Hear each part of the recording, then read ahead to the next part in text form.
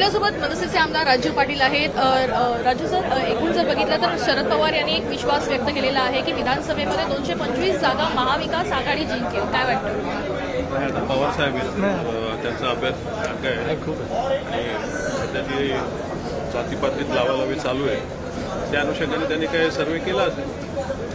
राजू दादा, 225चं एक आकड्याचं मोठं गणित आहे, कारण जेव्हा राज ठाकरे यांनी पहिली बैठक घेतली होती त्यावेळेसही मनसे 225 सीट लढणार असल्याचा आकडा त्यांनी केलेला, आता शरद पवारांचाही तोच आकडा आहे। नाही, असं काही नाही, तो योगायोग असू शकतो। कसं आहे की ज्या लोकसभेचे जे सीट आलेले त्याला इंटू 6 करतात, परंतु हे लोक एक गोष्ट विसरतात की बरेचसे असे मतदारसंघ आहेत की ज्याच्यात 5 विधानसभा या महायुतीच्या बाजूने होतात आणि एका किंवा दुसऱ्या विधानसभेने तो पारडा फिरवलेला आहे।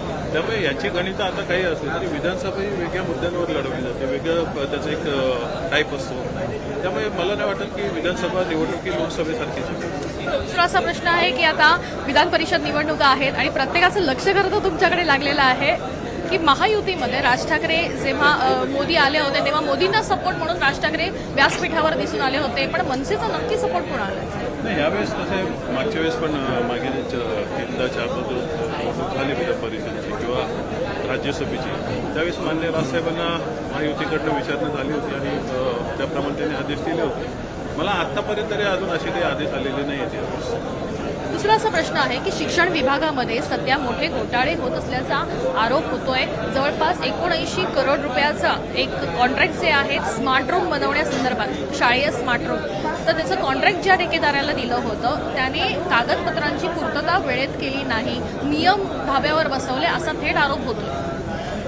शिक्षण असो का इतरही, बघा रस्त्यांची एवढी भरमसाठ कामं निघाली, आज समृद्धी महामार्गालाही तडे गेले, भ्रष्टाचार होतोच आहे। परंतु आपण जे सध्या जातीपातीचं राजकारण चालू आहे, जी विद्यार्थी भांडतात की आम्हाला ॲडमिशन्स पाहिजे, शिक्षण व्यवस्था व्यवस्थित पाहिजे, आता दिल्लीसारख्या छोट्या राज्याची शिक्षण व्यवस्था सुधारली ना, तर त्या भ्रष्टाचाराला तसा वाव दिलेला दिसत नाही आहे। त्यामुळे आपली इच्छाशक्ती असेल त्या गोष्टी थांबू शकतात, परंतु सध्या असं काही दिसत नाही आहे। सावळा गोंधळ चालू आहे, 3-4 महिने राहिले तर पडून घेतात। पण गेल्या 2.5 वर्षामध्ये मोठे घोटाळे झाल्या असल्याचा आरोप देखील आता विरोधकांकडून होते। त्यांचं म्हणणं आहे की शिक्षण विभागामध्ये मोठ्या प्रमाणात घोटाळे होत आहेत आणि येणाऱ्या 2 महिन्यात आणखीन घोटाळे बाहेर येण्याची शक्यता। मग काढायला पाहिजेत ना त्याने, आणि पूर्वीच्या 2.5 वर्ष त्याने काय दिवे लावले, हे एकमेकांवर आरोप हे करतात, प्रत्यारोप करतात। एक शिक्षणासाठी एक वेगळी पॉलिसी असल्याशिवाय काही होणार नाही याच्यावर, आणि त्याच्यात शिक्षण तज्ज्ञांना घेऊन या लोकांनी करायला पाहिजे। कोणीतरी मंत्र्याला खाता दिला की तो शिक्षणाचे धोरण ठरवतं, असं नाही होत। पण या एकूणच प्रकरणामध्ये जे ठेकेदार नियमबाह्य पद्धतीनं गोष्टी करतात, अगदी कॉन्ट्रॅक्ट मिळवण्यापासून कागदपत्र धाब्यावर बसवण्यापर्यंतचे नियम जे आहेत ते उल्लंघन करतात, त्याच्यावर कारवाई नको व्हायला? नाही ना, 20-30% टक्केवारी दिल्यावर कोण कसला धाक असणार आहे त्याची? ते बिंदास असतात, त्याच्यावर कारवाईचं त्यांना अजिबात धाक उरलेलं नाही। त्यांचं अभय 100%, त्याशिवाय होणारच नाही।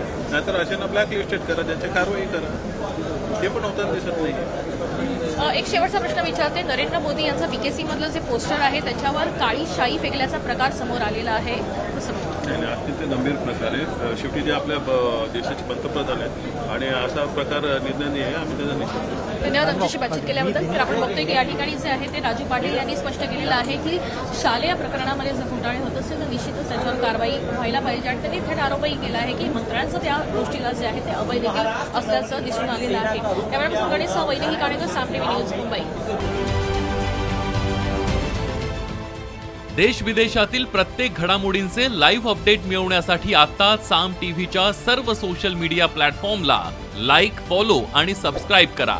तसंच सर्व नोटिफिकेशनसाठी बेल आयकॉन प्रेस करायला विसरू नका।